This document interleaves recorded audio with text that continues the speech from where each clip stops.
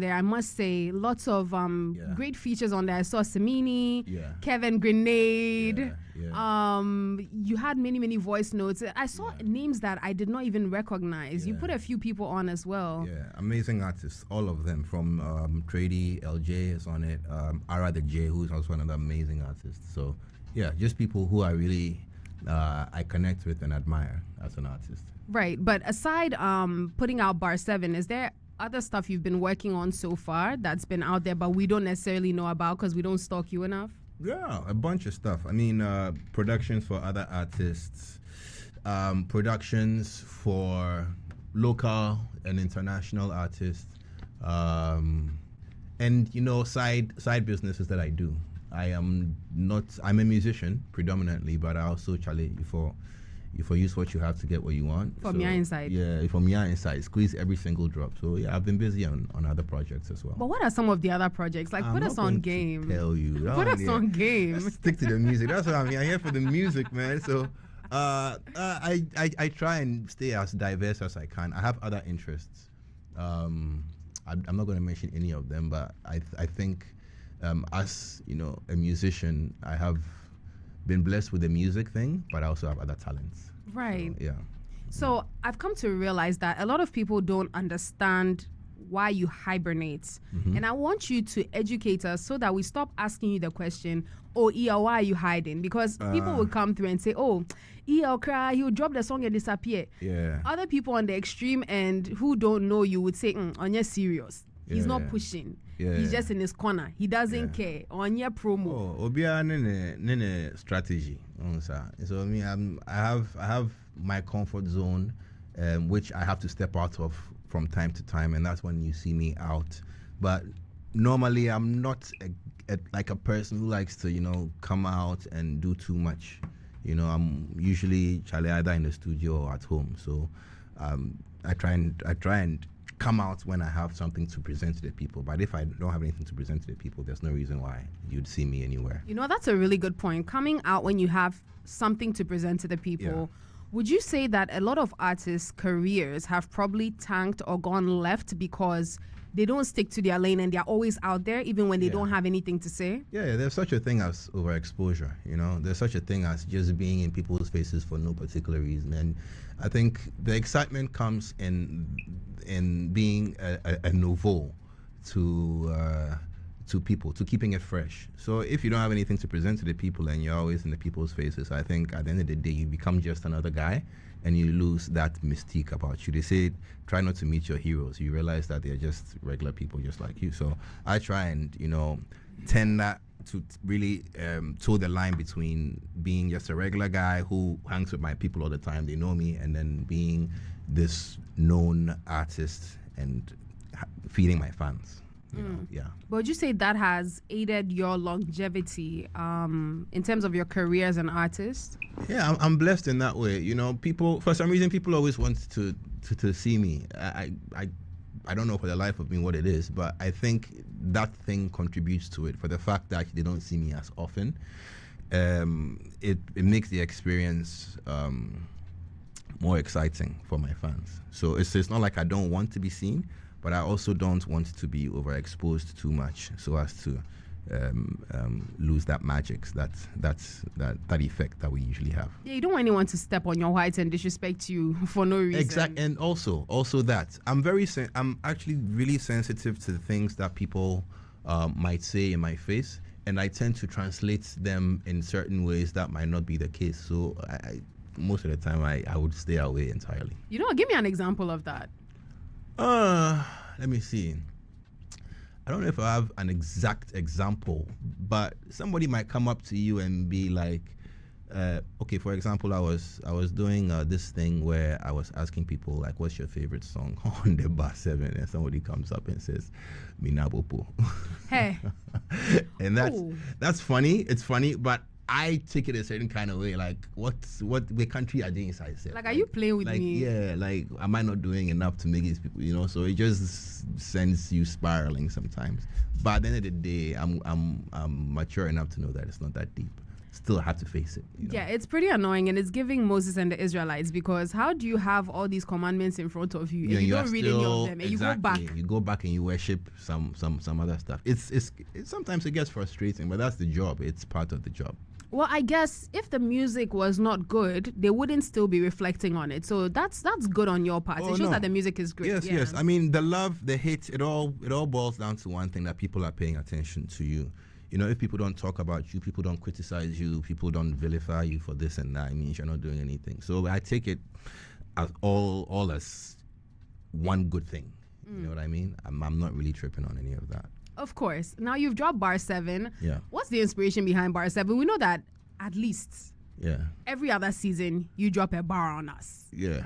What's the inspo behind this one? The stories on there, the storytelling is actually amazing, because it's as if for every track you put the backstory right there.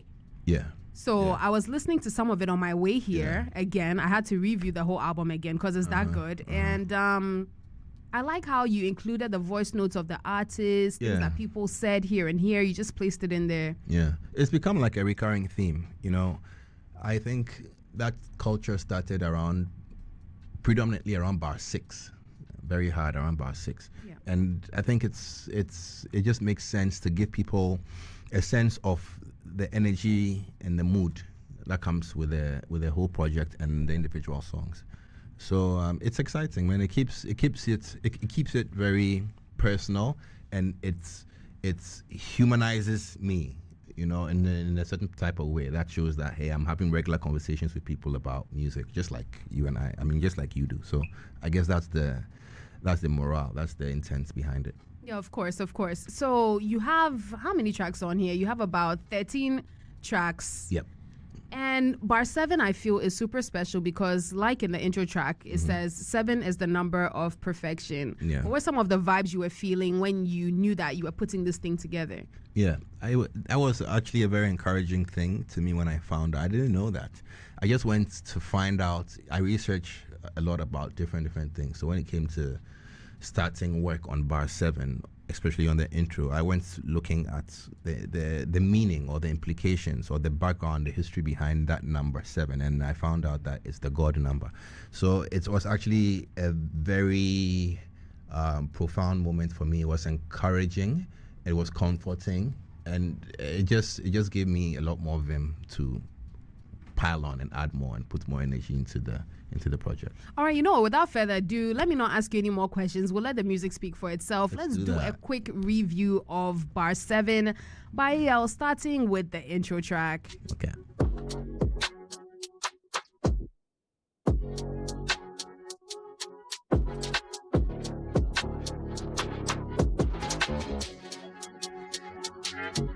Asaase Radio 99.5. Going. Here lies the big question now. This intro track started it off like a whole documentary. Yeah. What really sparked in your mind? Which wires touched to bring forth this thought? Everything is smooth. I don't know. It's for the bar tape, the intro has to be special all the time. All the bar tapes have very, very, very unique, very profound, epic, and special intros. So I was I did try over myself, trying to do something even bigger and better. And the secret about this song is it's a whole other song. It's actually a whole different song that I had to remake into this intro. So it was on another beat, on another everything, and I took the lyrics off of that and put it on this new production that I had done. It was one of the last songs I recorded for the tape, and it worked even better than the original. So that's how it was birthed. It was 3 verses, and I put them all together into one intro. So that's how it came about. Wicked. Love to hear it. Yeah. Now, this next song is actually one of my personal favorites of the album. It's titled Chaki Do. What's the story behind it? Chaki Do. Is the beats. The beat was what really got me going. I think at a point in time I had put out my email address and people were just sending me mad beats like every single day. I was getting beats from different producers all over the globe. And this beat really stood out to me. And as soon as I heard it, we got ideas, and the recording was done around Spintex Road. And this my guy in Ghetto Studio crowd. Big ups. What be name, sir?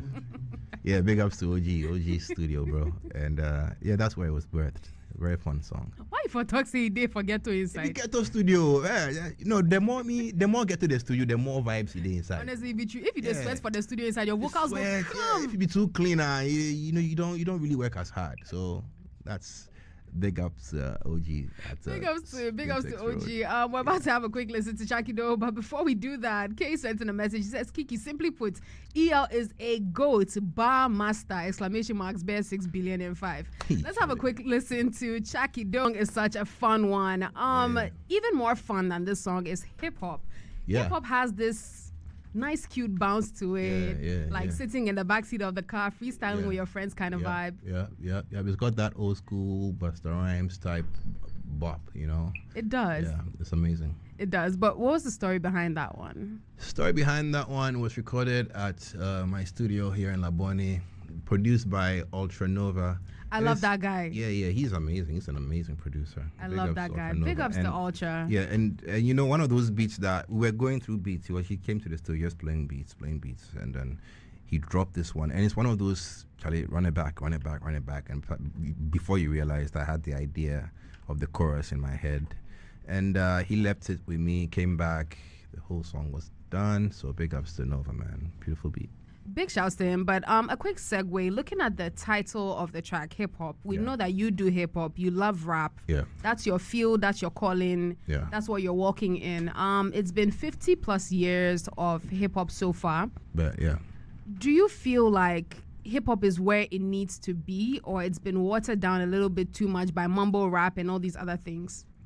I think every genre is prone to evolution, it's prone to change. So I wouldn't say it's been watered down. I would say it's what it's going to be for this generation. They also view hip hop as what's like presently what they enjoy, and they enjoy it as it is now. So I'm not going to be that guy in the corner who's saying, Charlie, that hip hop used to be better or it used to be this and that. If you want to listen to hip hop in a certain form, there's always a certain era of hip hop that you can tap into and listen to and enjoy. But I have nothing against the evolution of music as the years roll by, So I wouldn't say it's watered down. To me, I would say it's watered down personally. Yeah. But speaking from a very objective point of view, it's going to be what it's going to be.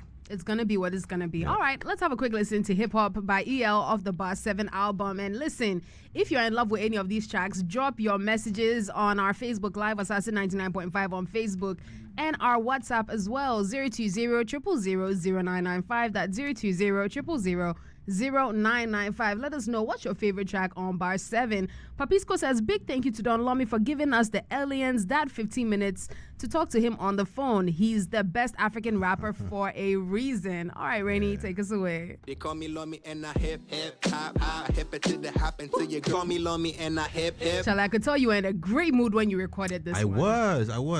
It's the beats, man. Charlie, the beat is just so like you said, it's pimpish. It gives pimp vibes. It gets you going. I also like this type of bounce. I'm a very big, huge Busta Rhymes fan, and I think if this beat had landed with Busta Rhymes, he would have done some crazy stuff on there. So. You know what? Let's put it out there for a collaboration. Busta Rhymes locates EL. Yes. Allow some greatness into your life, Busta. Let it happen. Let it happen. Let EL big you up. Yeah, that's Let it happen. That's my goat right there. That's my goat right there. Yes, but yes, you also had a collaboration with Lyrical Joe. Yeah. Lyrical Joe kind of reminds me of you in a sense of his quiet nature. Right. Yeah. He's equally reserved, always in his corner. Yes. He won't speak unless he's spoken to. Exactly. The two of you in the studio. Yeah. What was the communication like? What were the vibes like? How did you put this one together? We've never recorded a song together in the studio before. Okay. Yeah, we always do it like he does it in his studio, I do it in mine. He's recorded in my studio before, but that's been his own music. Classic introverts. Okay. Yes. Charlie, silent but deadly. We are in a small world. Honestly, I can't record music with people around. I always want to do it by myself because the slightest thing is gonna throw me off. I guess he's the same way. Yeah. And it's always been a great synergy. This is the third time that we featured him on the bar tape, and it's great music. Yeah. Yeah. So Boogeyman, yes. Who are you coming for, like Kai Kai? we're not coming for anybody. We're just doing, making it do what it do. You know what I'm saying? Okay. All right, let's have a quick listen to Boogeyman off the Bar 7 tape. Two heads are better than one indeed. It's giving the Pisces sign. Really? If you know, you know. Think about it. Yeah. Deep it later. Yeah, all right. I feel you. A bar is a bar. A bar is a bar. You got it. Ellie Kwesi sent in a message. She says, no one's touching him in Africa. We the wait the X space, but check out my guy RBD. Yeah, X Space. I've been planning on doing that for a while now. We'll go do them. Fingers crossed. Fingers crossed. Yeah, Also, the instrumentation on this is crazy. Yeah. What was that grunge sound? It made the whole studio vibrate. Yeah, you guys have great speakers, so you can hear all the. Oh, thank you. We have nice things. You're right. Very nice studio. I like it. But it's part of the production. I put a lot into this production. There's a lot of bass, like you said. There's two basses that are stacked up on top of each other, and etc.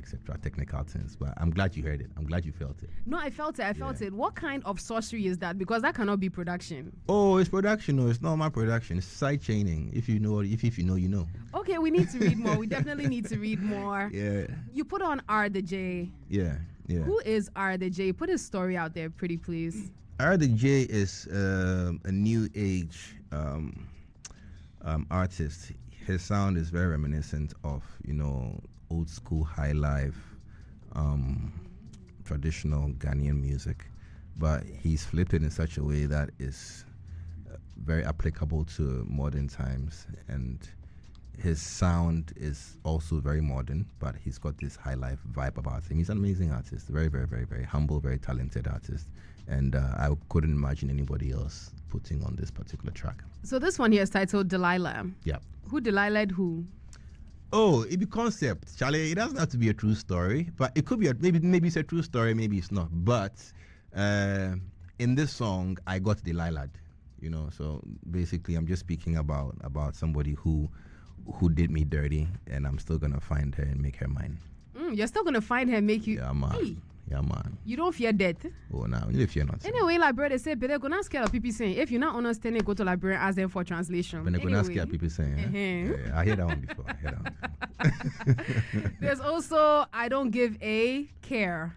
Yeah. That was with Akobi Onyame. Then, is it Trady or Trade? Trady. Yeah, okay, got you. King Trady. He's absolutely one of the best rappers we have in Ghana right now, and people are beginning to realize his talent and his skill. So yeah, you know what? I'm looking forward to him being more out there. So next time I don't mispronounce his name. Yes. He's amazing. He's teaching. He's a teacher. And he teaches kids in the rural areas. So he's always with these kids in big fields, teaching them English, teaching them how to rap and stuff like that. And he's a very pure-hearted, very good individual. All right, cool. Let's have a quick listen to I Don't Give a Care by E.L. Akobi Onyame and Trady.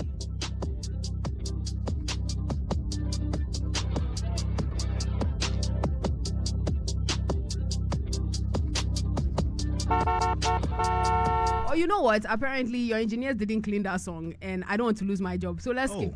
Let's skip to One Ghana Guy. That's cool. Let's do that. What's the story behind that one? One Ghana Guy. That's the last song we recorded on the tape. It wasn't supposed to be on the tape. It wasn't going to go on the tape because I hadn't finished it. But on my birthday, 28th June, Samini came through the studio and we're vibing, and I happened to play that song, and he loved it. So it was an honor to have him put the verse on it. Honestly, hearing Samini on a track that has drill vibes, UK drill vibes, was something I never thought I would hear in this lifetime. Right? But it works perfectly fine. He absolutely killed it, man. Big ups to the boss himself, man. How'd you feel when he pulled up and was like, let's enter into the studio and do something special? I actually pulled up to his place for this one. He has a studio in his home, so I pulled up to his place. We chilled around for a bit watching football. I don't like football, but I enjoyed the game. And then we went to the studio and got the job done. So that's how it happened. So from One Ghana for your pocket into One Ghana Guy. One Ghana Guy, yeah. All right. I love the evolution. Let's have a quick listen. Guy like.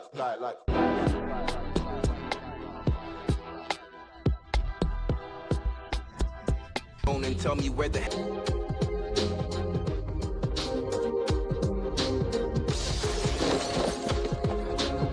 Asaase Radio.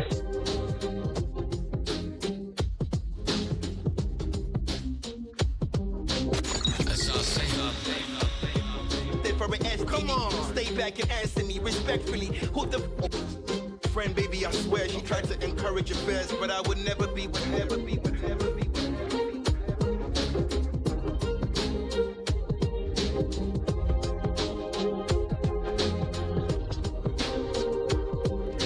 Tracy.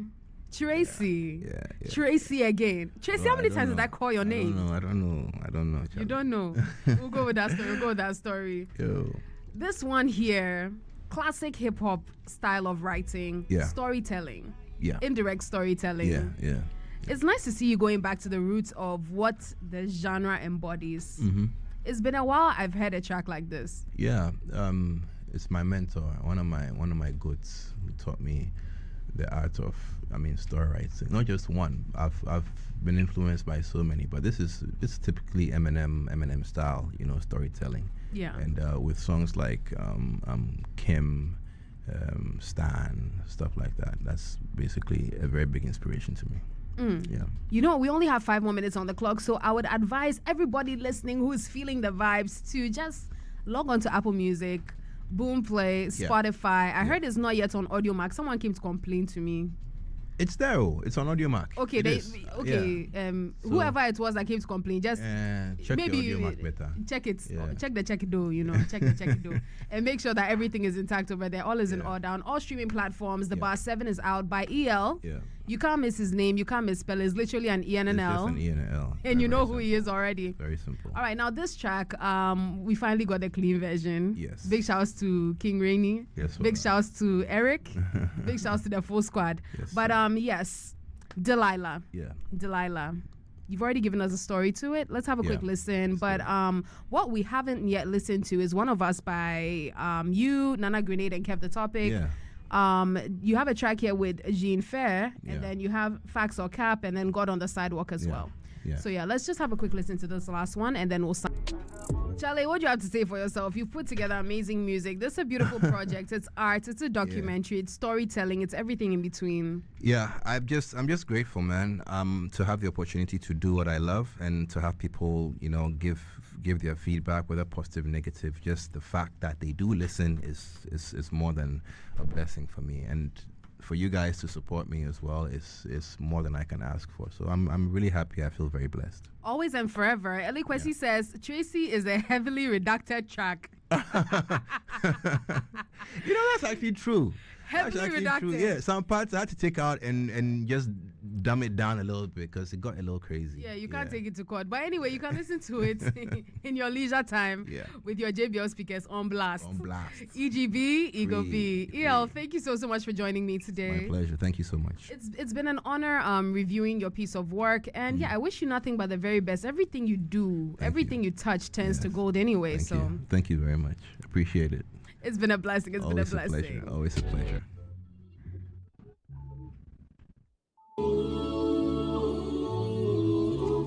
And that's all our time for today. I'll be back here on Saturday for Artsy with the smoothest Diego.